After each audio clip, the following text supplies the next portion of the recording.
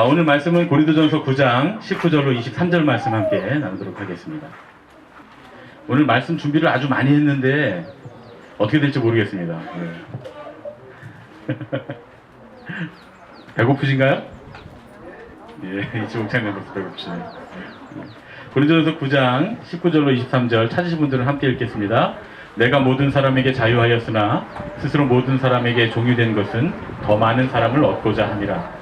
유대인들에게는 내가 유대인과 같이 된 것은 유대인들을 얻고자 하며 율법 아래에 있는 자들에게는 내가 율법 아래에 있지 아니하나 율법 아래에 있는 자 같이 된 것은 율법 아래에 있는 자들을 얻고자 하며 율법 없는 자에게는 내가 하나님께는 율법 없는 자가 아니요 도리어 그리스도의 율법 아래에 있는 자나 율법 없는 자와 같이 된 것은 율법 없는 자들을 얻고자 함이라.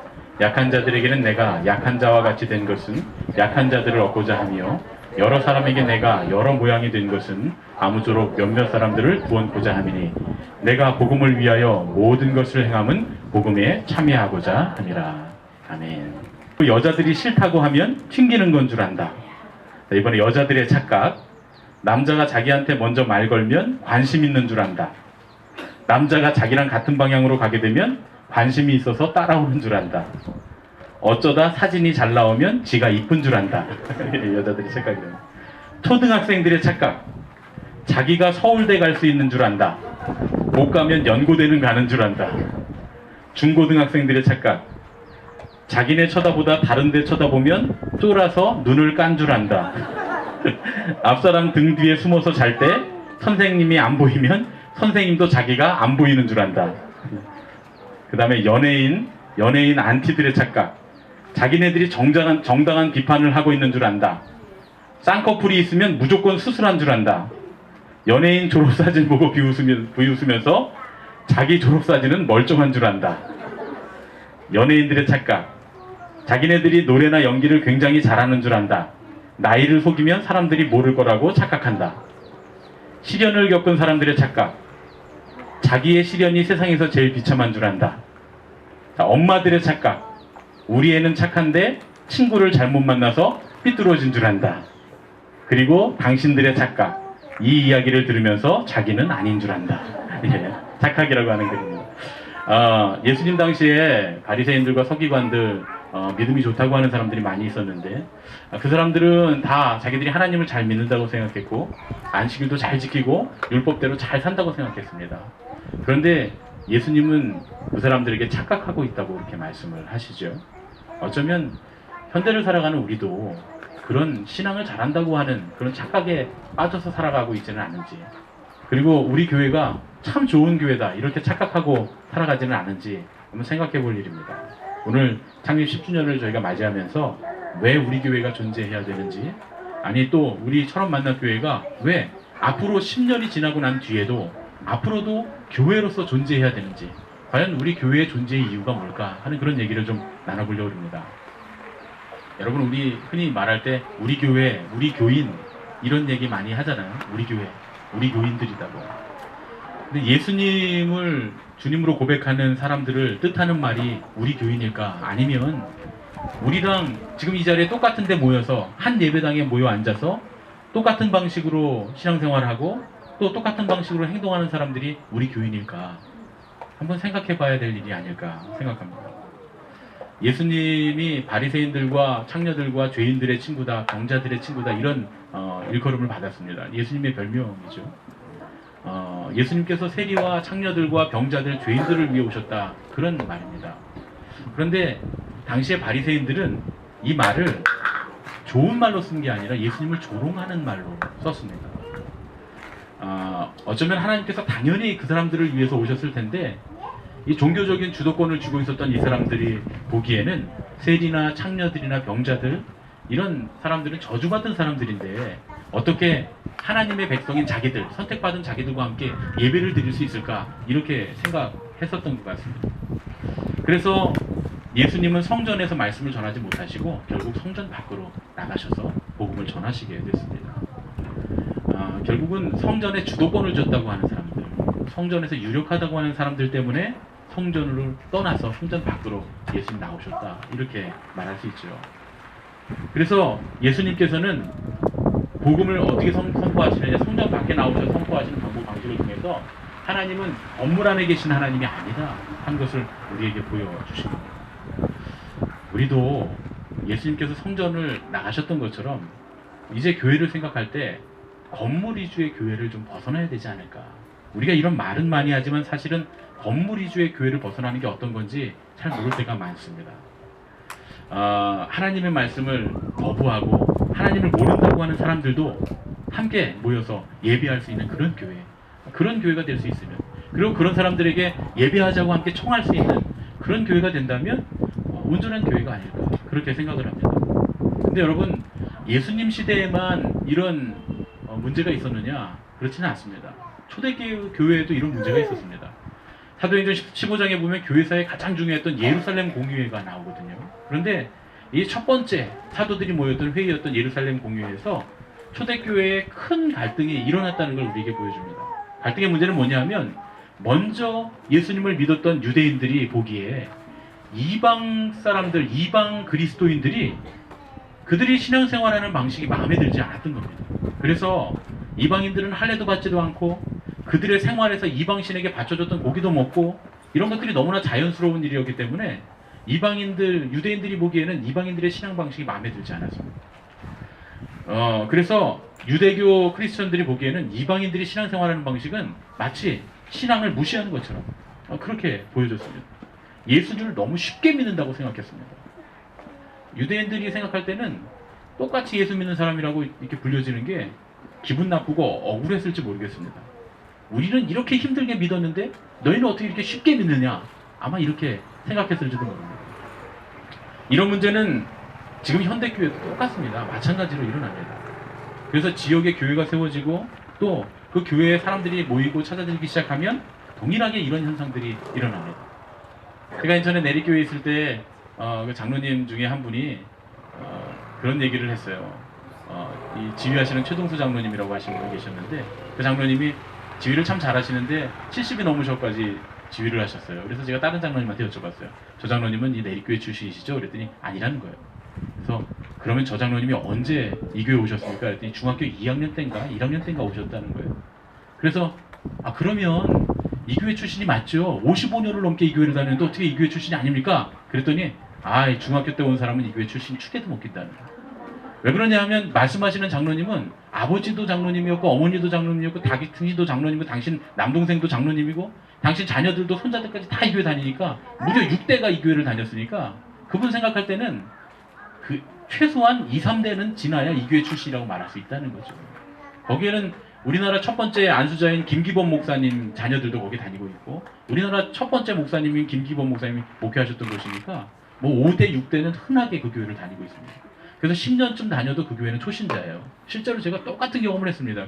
물어봤어요. 저 집사님 50이 넘은 집사님인데 50이 넘으셨는데 저 집사님이 이 교회 오신 지 얼마나 됐어요? 저 사람 초신자예요. 그래서 물어봤어요. 집사님 이 교회 오신 지 얼마나 됐나요? 그랬더니 10년 됐다는 거예요. 10년 됐는데 초신자라는 거예요. 왜 그럴까? 이런 벽들이 우리 안에 늘 존재한다 그런 얘기예요. 그때 베드로의 형제였던 야고보가 예루살렘 교회의 지도자였던 야고보가 이렇게 말합니다. 그러므로 내 의견에는 이방인 중에서 하나님께로 돌아오는 자들을 어렵게 괴롭게 하지 말고 두 가지만을 결정합니다. 우상의 제물과 피와 목매어 죽인 것과 음행을 멀리할지니라. 이에 스스로 삼가면 잘 되리라. 평안함을 원하노라. 간단하게 일반적으로 생각할 때도 윤리적으로 문제가 되는 것들만 이제 금하고 그리고 이방인들의 신앙을 받아주기로 했다. 그렇게 얘기합니다. 왜 이렇게 짧게 간단하게 그들의 신앙을 그냥 받아줬을까요? 아마 그런 생각일 것 같아요. 좋은 신앙인이 되길 바라는 마음. 여러분, 이 사람들이 예수님의 교인이지 예루살렘 교회의 교인이 될 필요는 없었다는 거예요. 이 소식이 이방 교회에 전해졌을 때 이방 교회가 굉장히 기뻐합니다. 왜 그러냐 하면 이제는 기독교인이 되기 위해서 굳이 유대인이 될 필요는 없었기 때문에 그렇죠. 우리나라 사람들은 이 교인이 되려면 유교인이 되어야 되는 경우가 많습니다.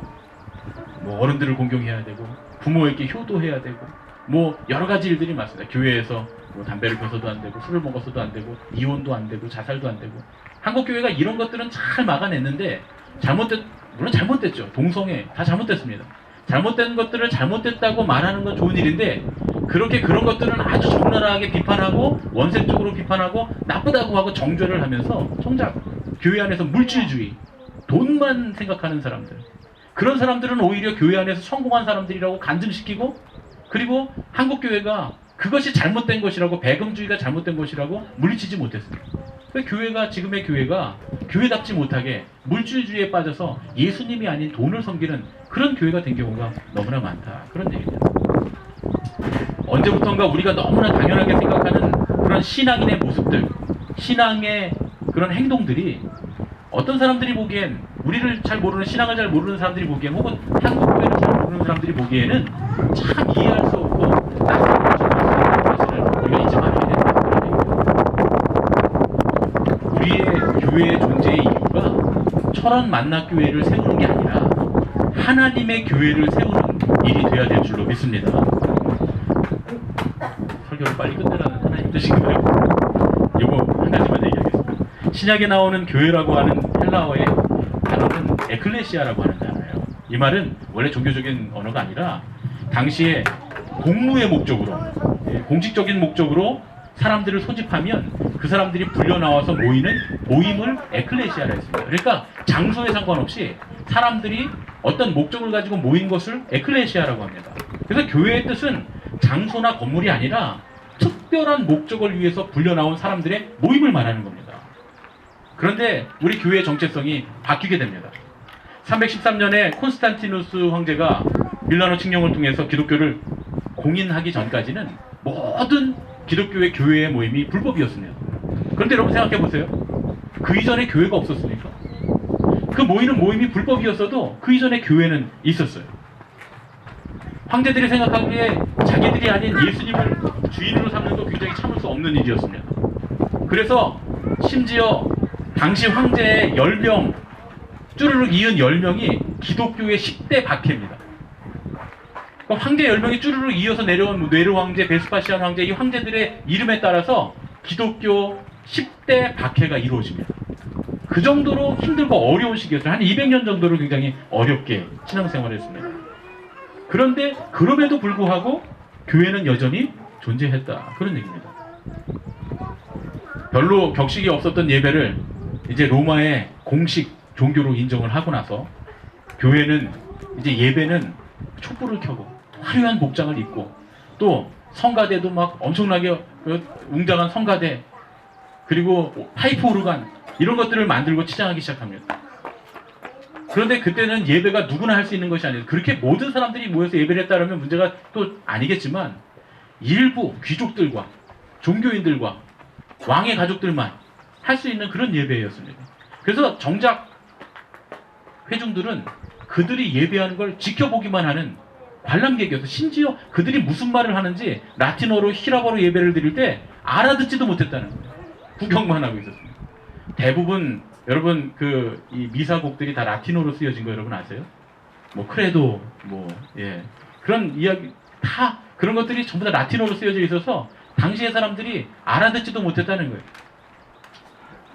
예수님을 주님으로 고백하면서 죽어왔던 많은 순교자들의 신앙을 본받자고 순교자들의 이름으로 기념예배당을 짓기 시작합니다.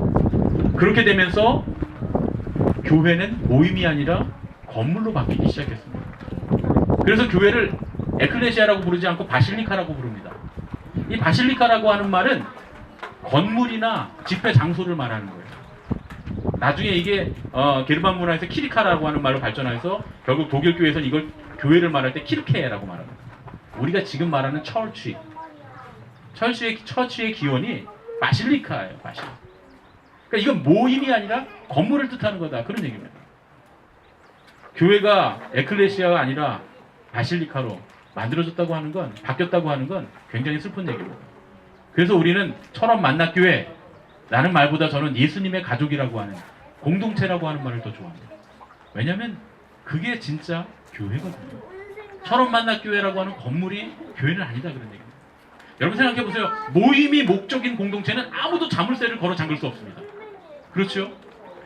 아무리 핍박을 하고 아무리 어려운 일이 있어도 교회의 문을 닫을 수 없어요. 왜냐하면 모임이 교회니까. 그런데 교회가 건물이 되면 그때부터는 누군가 걸어 잠글 수 있습니다. 교회의 권한을 가진 사람들이 교회 문을 걸어 잠글 수 있게 된다. 그런 얘기입니다. 그래서 교회는 점점 막강한 권력을 가지고 있는 그런 사람들이 신앙을 핍박하고 제재하고 심지어 말씀인 성경조차 통제하기 시작합니다. 여기저기 십자가가 걸리고 성직자들은 멋지게 가운을 입고 그리고 그 종교적이고 제도적인 교회를 보호하기 위해서 끔찍한 일들이 벌어지게 됩니다. 1453년에 오스만 투르크가 이제 콘스탄티노플을 점령하면서 기독교 세계가 막을 내리게 됩니다. 그러면서 위협을 느꼈던 성경학자들이 히브리어, 헬라어로 된 성경들을 다 가지고 서유럽으로 가지고 피난을 갑니다. 그런데 놀랍게도 이 일로 인해서 성경이 각 나라의 언어로 번역되는 그런 가장 중요한 바탕이 됩니다. 근데 여러분 정말 놀라운 사실은 그렇게 말씀을 번역했던 위클리프 같은 사람들은 성경을 번역했다는 이유로 처형을 당했어요. 교회로부터. 마틴 루터도 성경을 독일어로 번역하면서 교회로부터 엄청난 핍박을 받았습니다. 그런데 여러분 예수님의 말씀을 모든 사람이 읽을 수 있는 그런 말로 번역했다는 이유로 교회가 그들을 처형하고 핍박했다는 게 여러분 이해가 되십니까? 어떻게 이런 일이 일어날 수 있습니까? 교회의 본질이 바뀌었기 때문이죠. 여러분 교회의 정체 등에 대해서 그래서 우리가 심각하게 고민해야 되는 겁니다. 우리가 지금 신앙생활하고 있는 이 교회가 에클레시아인가, 예수님의 가족 공동체인가, 아니면 철처럼 만나 교회인가 고민해야 된다. 그런 얘기입니다. 지금 우리는 하나님의 말씀이 세상에 읽혀지도록 우리의 삶을 살아가고 있는가? 아니면 말씀을 우리 교회 안에서만 나누는 우리끼리 서로 자위하는 그런 기쁨을 갖는 말씀으로 우리끼리 간직하고 있는가? 지금 우리가 모인 이 교회는 예수님을 주님이라고 고백하는 사람들로 인해서 세상을 변화시키고 있는가? 아니면 우리 교회를 유지하고 이걸 확장시키기 위해서만 그 제도와 모임에만 집중하고 있는가? 여러분 사도 바울은 참 이해할 수 없는 삶을 살았습니다. 그가 가지고 있었던 가문, 학벌, 배경 그런 것들에도 불구하고 굉장히 어려운 삶을 살았습니다. 로마가 세계를 지배하던 그때에 로마 시민권을 가지고 왜 기득권을 안 갖고 기득권을 사용하지 않고 오히려 핍박과 어려움을 당해야 했을까? 신앙 고백 때문에 한 사람이라도 더 그리스도의 복음을 알았으면 좋겠다. 그래서 자유인임에도 불구하고 스스로 모든 사람에게 종이 된다고. 그런데 이런 사도 바울의 고백이 2000년 기독교 역사 가운데 계속해서 이어집니다. 예수님의 제자들이 사도 요한 하나를 빼고는 모두 다 열방으로 흩어져서 복음을 전하다가 순교를 당했고, 중국 땅에서, 인도에서, 또 우리나라 한국에서 복음을 전하다가 순교한 사람들이 얼마나 많습니까? 지금도 아프리카에서, 동남아에서 복음을 전하다가 순교하는 사람들이 얼마나 많이 있습니까? 신앙을 모르는 사람들은 뭐라 그러냐면 그걸 낭비라 그래요. 왜 저렇게 젊음을 허비하고 자기들의 인생을 허비하는가? 그런데 신앙은 결코 낭비가 아니라는 걸 우리가 알아야 됩니다. 우리나라 역사를 봐도 아무런 의미 없이 죽은 것 같은 토마스 선교사의 피가 뿌려진 대동강변에서 복음 한마디 전하지 못하고 성경 하나 전해줬을 뿐인데 그가 남겼던 그 성경책을 통해서 1907년 평양 대부흥의 부흥의 불씨가 됐던 장대현 교회가 세워졌고, 지금 그곳에는 우리 크리스천들이 헌금한 헌금으로 평양 박이대학이 세워지고 이제 기독교의 미래를 연 그곳에서 복음의 역사를 이룰 그런 사역들이 벌어지고 있습니다. 1956년에 끔찍한 사건이 하나 일어나는데 짐 엘리엇과 5명의 젊은이들이 에콰도르에 있는 아우카족을 선교하러 들어갔습니다. 이 짐 엘리엇은 위튼 대학을 수석으로 졸업한 사람이고 거기 함께 갔던 청년들이 모두 다 장래가 위축되는 훌륭한 청년들이었습니다. 그런데 그들이 비행기에서 내려서 전도지로 가려고 비행기에서 내렸을 때 아우카족이 그 사람들을 애워쌉니다. 예수 믿으라는 말 한마디도 하지 못하고 그곳에서 그 청년들이 다 죽고 맙니다. 그때 당시에 라이프지가 이런 기사를 썼습니다. 아우카족은 수백 년 동안 자기들에게 접근하는 외부인들을 모두 다 죽여왔다. 다른 인디언들은 그들을 두려워했으나 그 선교사들은 아우카족에게 가기로 결심했다. 이 얼마나 불필요한 낭비인가. 신문이 그들이 낭비했다고, 불필요한 청춘을 낭비했다고 그렇게 이야기했습니다. 그런데 5년 뒤에 그 짐 엘리엇의 부인이었던 엘리자베스 엘리엇이 남편이 순교한 그곳에 또 선교사로 자원해서 갑니다. 아우카족의 추장이 그녀에게 묻습니다. 당신 누굽니까? 왜 목숨을 걸고 여기에 온 이유가 뭡니까? 그랬더니 엘리자베스가 이렇게 말했다 그래요. 나는 5년 전에 당신들이 죽인 그 남자의 아내입니다. 그러나 하나님의 사랑 때문에 난 여기에 오게 됐습니다. 그렇게 아우카족에게 복음이 전해지고 짐 엘리엇을 죽였던 사람 중에 한 남자가 목사가 되고 아우카족이 복음화되는 놀라운 기적이 일어나게 됐다는 거예요. 아무 성과 없이 죽은 것 같이 보였지만 피와 죽음이 결코 낭비가 아니었다. 그의 젊음이 낭비가 아니었다. 그런 얘기입니다. 그런데 여러분, 우리 주변을 돌아보면 수없이 많은 사람들이 하나님 사랑 때문에 스스로 종된 삶을 살고 있습니다. 하나님 사랑을 이해하지 못하는 사람들이 낭비라고 일컫는 그런 삶들을 살고 있습니다. 제가 아프리카에 선교하러 가서 보니까 수많은 NGO들이 아프리카에 다 와 있더라고요. 그런데 그 NGO들을 만나보니까 하나같이 전부 다 크리스찬들이에요. 다 교회에서 왔고 신앙이 있는 사람들이고 신앙을 가진 사람들이에요.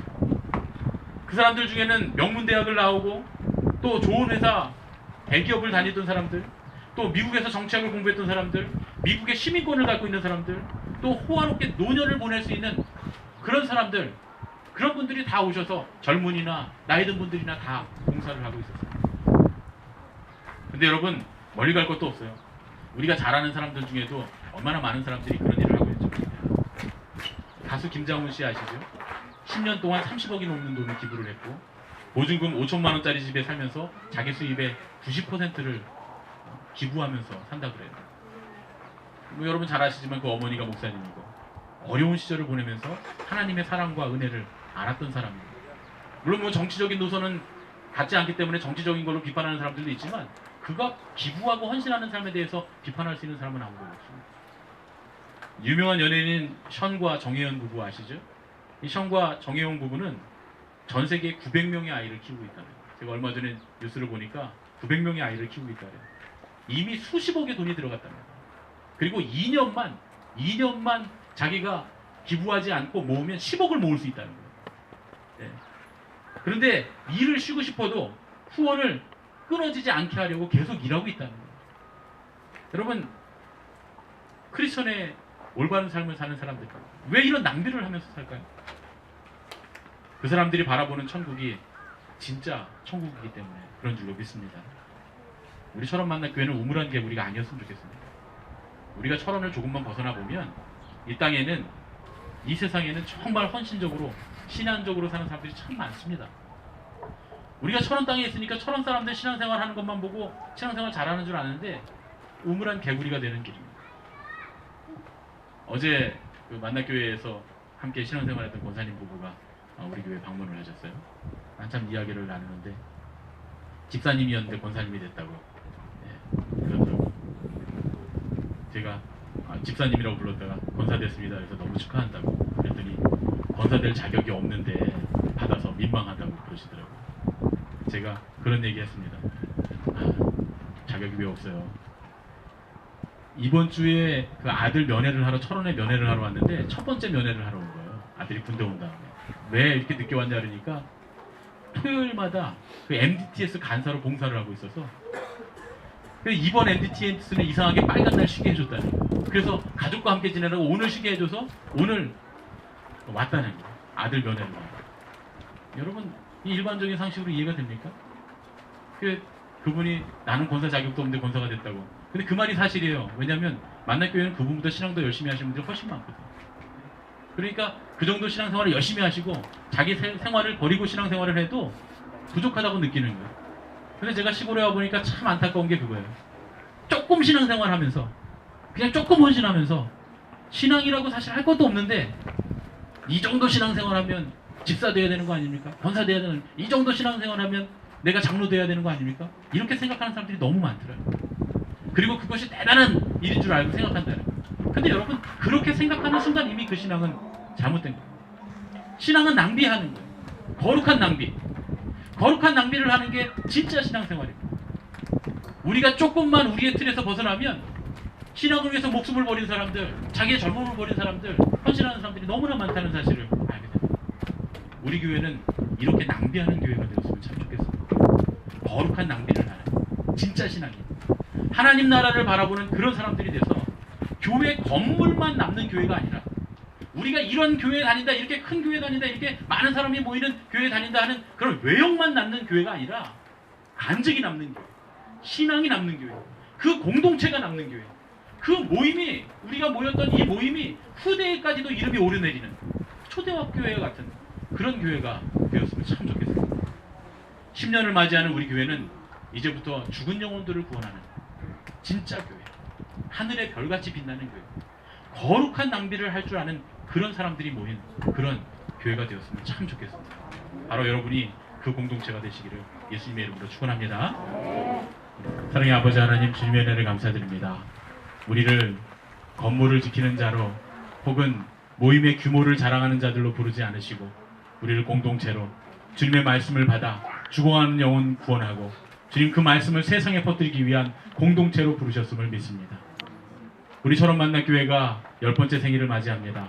주님, 이 10년간의 기간 동안에 주님 함께 하시고 동행하신 은혜를 감사드립니다. 앞으로 10년 동안도 이 땅에 있어야 될 이유를 가르쳐 주시니 또한 감사드립니다. 공동체로서 기억되는 교회가 되게 하여 주시옵소서. 이제는 우리 주 예수 그리스도의 은혜와 하나님 아버지의 지극하신 사랑과 성령님의 교통하시고 인도하심이 이제 건물이 아닌 모임으로 하나님의 나라를 확장하는 공동체로 예수님의 가족으로 기억되고 살아가고 신앙생활을 하기 원하는 여기 모인 예수님의 가족들 머리 위에 이제부터 영원까지 함께 하셨기만을 간절히 축원하옵나이다. 아멘.